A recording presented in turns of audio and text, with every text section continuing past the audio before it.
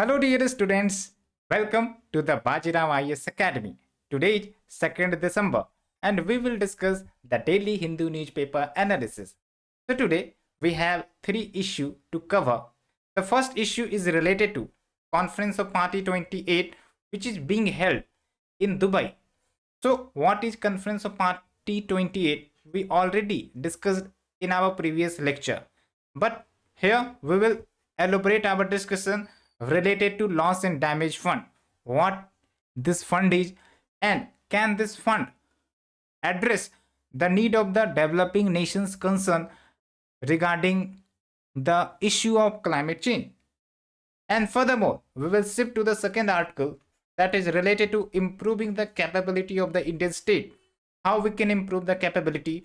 Here certain challenges are being discussed and we will also discuss the solution furthermore.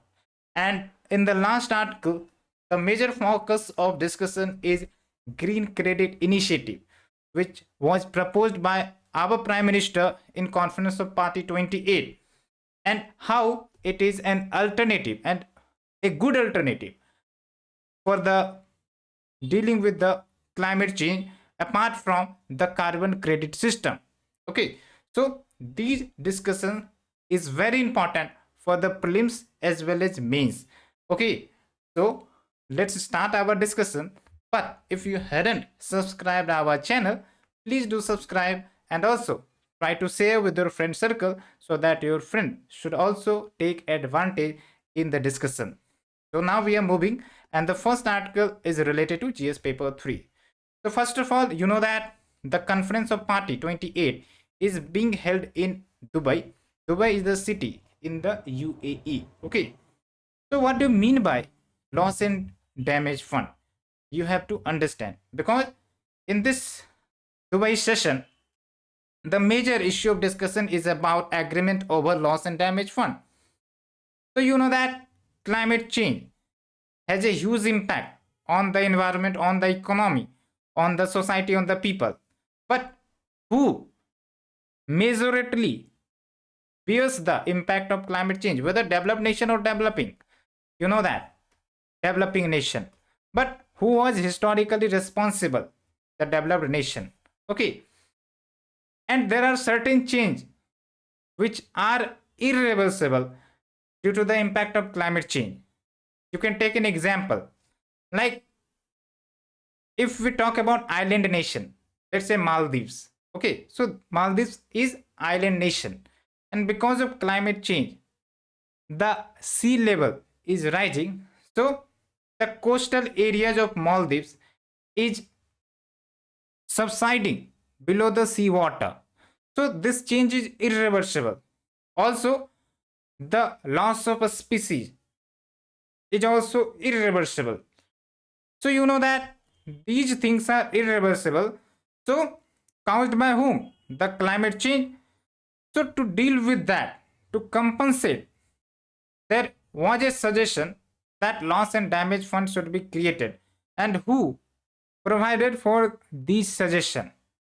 The developing nation, the group of island nation. Okay, so this will be a special fund, and this fund will help to compensate the developing nation because of the loss and damage the climate change did. Okay, and who will contribute to this fund? The developed nation. Okay, so that's why this is a major milestone. And when we talk about the historical background of loss and damage fund, so it was first initiated by the island nation of Vanuatu and alliance of small island state. Now you have a task that you should go to the Google or the Atlas and try to find the name of this island, in which ocean it is located. Okay, so initially in 2013, that is Conference of Party 19, so here there was a formal agreement that loss and damage fund should be created. Okay, furthermore, in Conference of Party 25, San Diego network of loss and damage fund was set up. But here the developed nation didn't committed to contribute in this fund. Furthermore, the debate between developing and developed nation went on, and in Conference of Party 27, that is the previous conference, the member state agreed to set up the loss and damage fund. So they agreed. But what is the milestone in this Conference of Party 28? That member state agreed to operationalize the loss and damage fund. So here the operationalization of this fund is going to help via this COP 28. That's the major achievement. Okay. But despite this operationalization of L&D, okay, there are certain issues which needs to be tackled on. Like, who will host this fund? The World Bank. But the World Bank will charge overhead fee, which is very much in amount, very much higher in amount. Okay, so that is the first concern. The another concern is about uncertainty of periodically replenishment of the fund, whether the developed nation will contribute only for the first time or they will contribute regular basis. It is not clear. And the another important concern, that the contributions are voluntary, that means not mandatory, that developed nation will surely going to contribute in it. And another concern is like World Bank will have to meet some conditions on managing the fund, and the major condition is like giving report to the UNFCCC Conference of Party on a regular basis. But here when we talk about World Bank, so they lacks transparency, so that will another concern. Okay, so each issue needs to be resolved.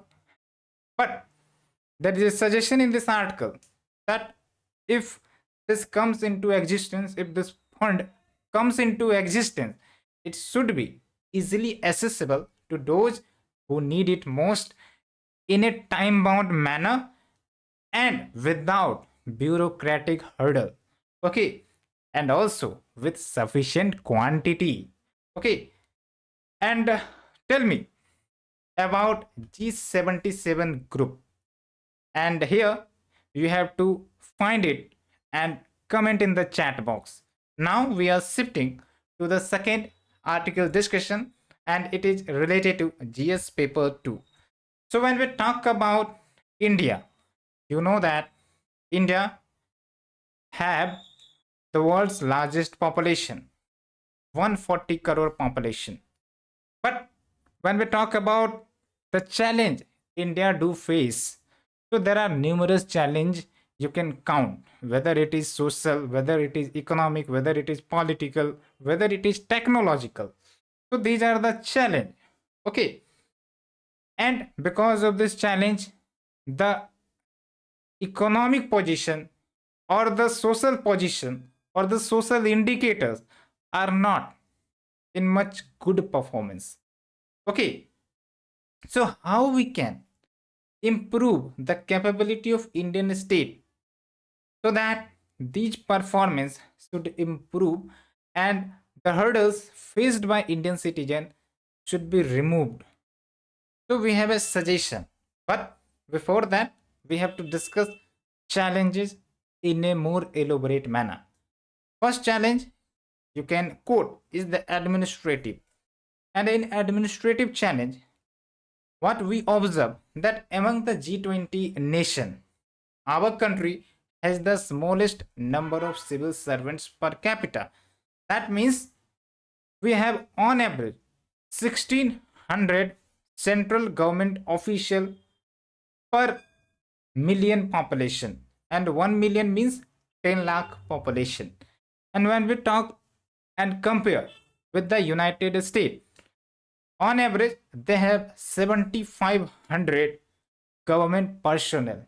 So you can compare that this can lead to the administrative challenge, and we say that India is facing. And the another issue is economic challenge, where we have 140 crore plus population, but when we talk about tax to GDP ratio, it is very much less. And also, because of less or low tax to GDP ratio, there is low public expenditure to GDP ratio. Now you have a task. What you have to do? Just explore. Tax to GDP ratio means what? Public expenditure to GDP ratio means what? And if we increase the tax to GDP ratio, what will happen? Does it will benefit the economy or it will cause harm to the economy? Just explore. Okay. And when we talk about who is responsible for these challenges, so you will say that the government is responsible. Okay. But how these challenge is still existing and they are not finding solution. So in this article, the major focus is like there is a policy failure. That means the government makes the policy, but when it comes to the implementation, so implementation is not up to the mark. We have strict laws, we have very beautiful schemes, provisions, but still the implementation lacks and the people face burden, the people face crisis. Okay, but the major issue which has been highlighted that is contributing to the challenges that we have discussed is the skill gap among the government official. And due to this skill gap, the proper implementation of the policies and the scheme is not happening, and hence it eroded the ability of the political executive and civil services to make and implement sound policy. Okay, so there is a suggestion given in this article, like in the current scenario what we see, that we have a ministry at the top level and the ministry has several departments, okay, segregating their functions. But we observe that a particular department have both the responsibility of drafting policy and also implementing the responsibility of the policy. Okay, so policy making and implementing the policy both are the responsibility of the department, and that increase the burden of the personnel, and that's why out of the box thinking is not possible. So here is the solution, that we should separate the policy making and implementation responsibility, and we have a case study. First case study is that in Australia, in UK, there is a separation of policy making and implementation.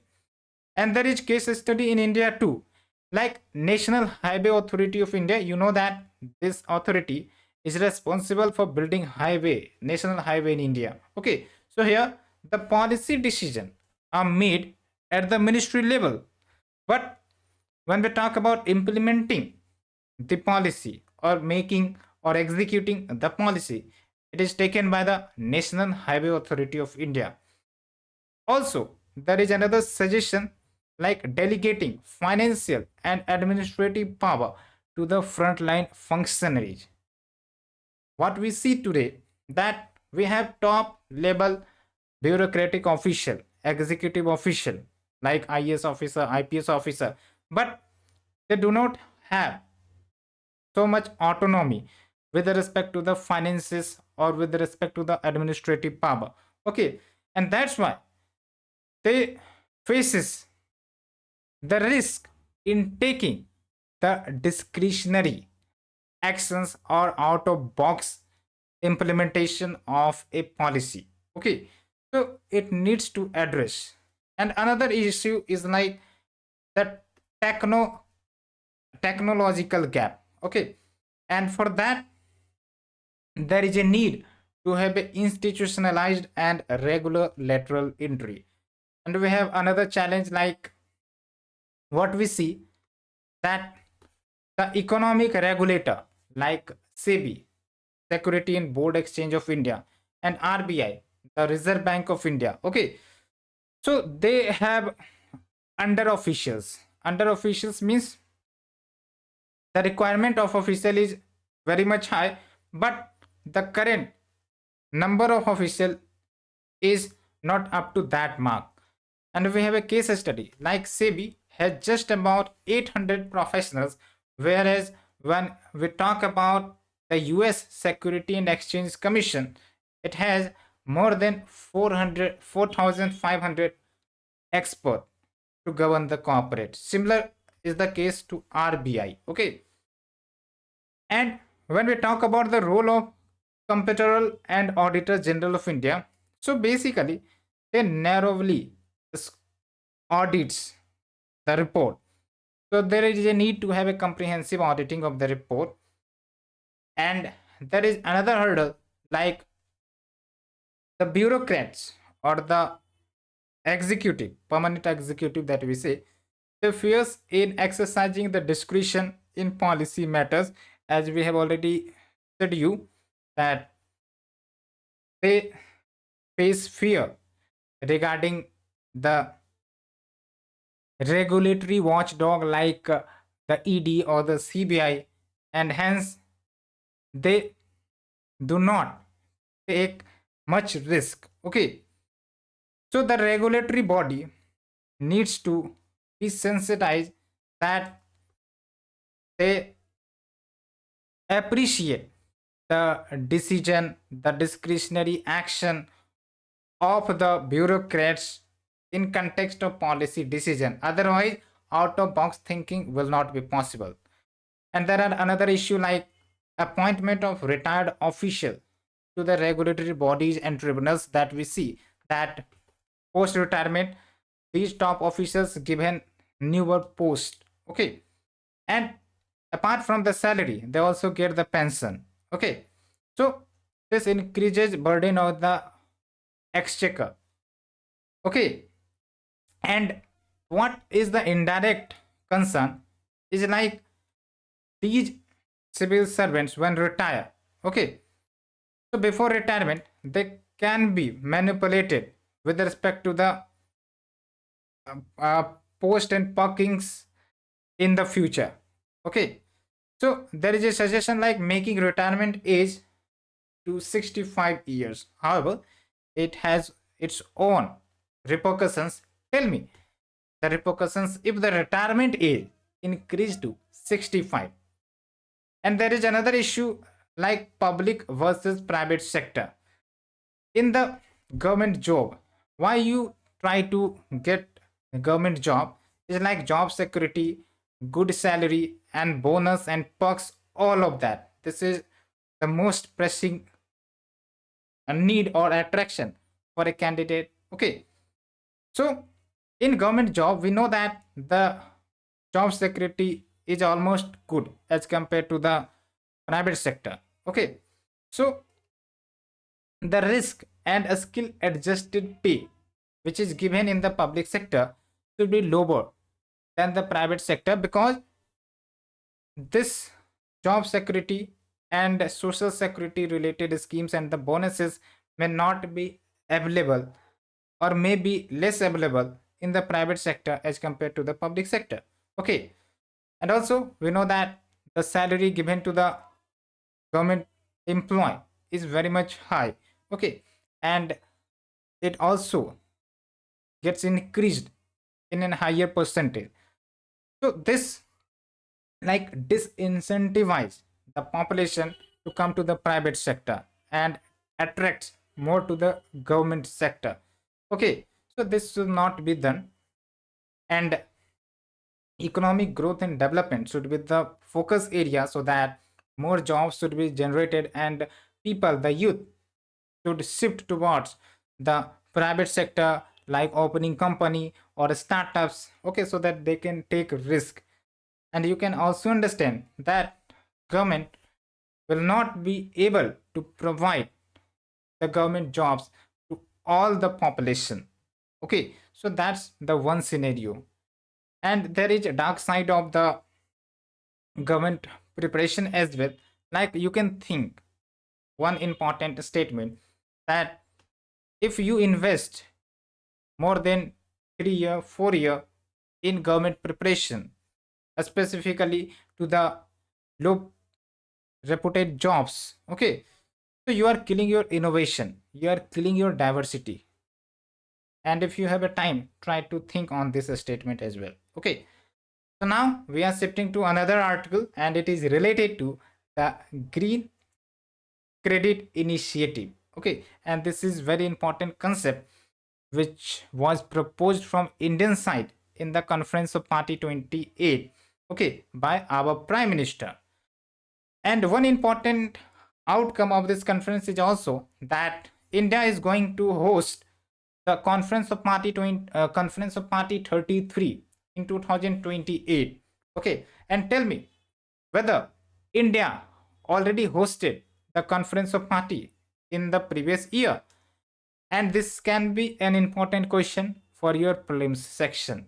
So please do find it. It is written in this article and you have to read it, and then you can comment in our chat box. Okay. So here we are going to understand the green credit program in an animated way. Okay. So you know that when we talk about credit, that means it is related to money. Okay. So if you, let's say, did a project or initiated a project that conserve the environment, okay, so you will earn green credit, and this green credit can be sold, can be converted into money when you sell this green credit in the market. Okay, so that's the philosophy of the green credit program. And here, in a simple manner, I want to make you understand that this green credit program will ensure that our environment should be well protected, should be conserved. Okay, and in this mechanism, let's say a company, we're taking Google as an example, and they initiated a project for the conservation of the environment, like afforestation program in the degraded land. Okay, let's say in India, Rajasthan, in the desert region, and Google started a project that they will ensure afforestation in Rajasthan. Okay, so here by this project, the Google will earn green credit. Okay, and after earning this green credit, they can sell this green credit into the market, and those company which requires these green credit, they can purchase it by giving money to the Google. That's the simple scenario, buy and take mechanism. Okay, so it is not only related to the afforestation project, but it is also related to the water conservation project. Okay, so that's the basic philosophy of green credit program. Hope you understood. And it was first unveiled by Union Ministry of Environment, Forest and Climate Change on October 13, 2023. And the program identify 8 specific activity that will be covered under the green credit program or green credit initiative, like tree plantation, water conservation, sustainable agriculture, waste management, air pollution reduction, mangrove conservation and restoration, ecomark project, and sustainable building and infrastructure. Okay, so you can say that these projects are like protecting the environment, and they will ensure the sustainability of the environment, sustainability of the project. So it will reduce the impact of environment degradation and will promote conservation. Okay, so that's why the company via their green project can earn the green credit, and in exchange they can get money as well by selling it in the market. Okay, and here each activity is subjected to predefined threshold and benchmark. But remember, for the prelims, that the administration of the green credit program is entrusted to the Indian Council of Forestry Research and Education. And here one important task is given to you: kindly search about this body, that is Indian Council of Forestry Research and Education. And remember 2 to 3 points about this body, because this can be the potential question for the prelim section. Okay, hope you understood. Now we are shifting to the prelims session, and here you have to attempt the question, and it is related to the economy section. Okay, and kindly comment your answer in the chat box, because solving question is now becoming necessary as the prelims is approaching. Okay, so develop a habit of critical thinking, and you will be better in solving the MCQ. So that's the end of the session. Hope you enjoyed the session, and if you are liking our initiative, please do like, share, subscribe. Thank you friends, we will meet again. Thank you very much.